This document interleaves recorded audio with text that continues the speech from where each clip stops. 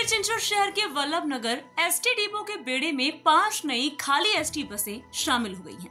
विधानसभा के उपाध्यक्ष अन्ना बंसोड़े द्वारा पूजा अर्चना के बाद इन बसों को यात्री सेवा के लिए शुरू किया गया है।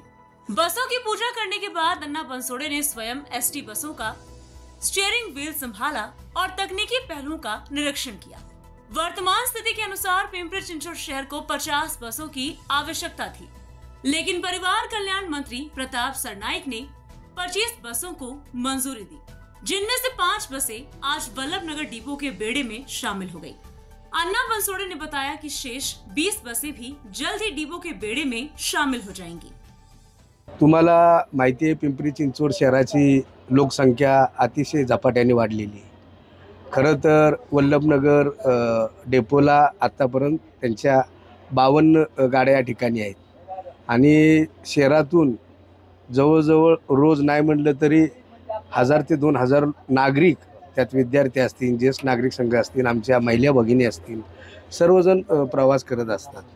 आज काल परवा मी आदरणीय दादांना या बस डेपोचे सर्व पदाधिकारी माझ्याकडे आल्यानंतर दादांकडे अशी मागणी केली होती की आम्हाला कमीत कमी 25 बस देण्यात यावे। दादांनी 25 बसची मागणी मान्य केली आणि त्यांनी जे परिवहन मंत्री आहेत प्रताप सरनाईक यांना फोन करून की पिंपरी चिंचवड शहराला 25 बस देण्यात यावे अशी त्यांनी विनंती केली। सर्वप्रथम मी आदरणीय दादा आणि प्रताप सरनाईक यांचं पिंपरी चिंचवड शहराच्या वतीने मनापासून धन्यवाद देतो त्यांना।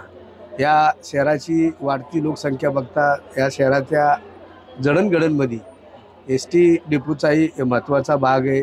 जवळजवळ 25 ते 30 हजार लोक या डेपोमधनं प्रवास करत असतात। आज त्यांची 5 बस त्यांनी या ठिकाणी दिलेले आहेत। या बसचं उद्घाटन करते समय या आगारचे व्यवस्थापक सूर्यवंशी साहेब, श्रीमती तामणकर मॅडम, श्री शिंदे साहेब, धनराळे साहेब, गावडे साहेब आणि आमचे एस टी डेपोचे सर्व चालक, वाहक, कर्मचारी आज या कार्यक्रमासाठी उपस्थित आहेत। Bureau report, VSRS news, Pimpri Chinchwad.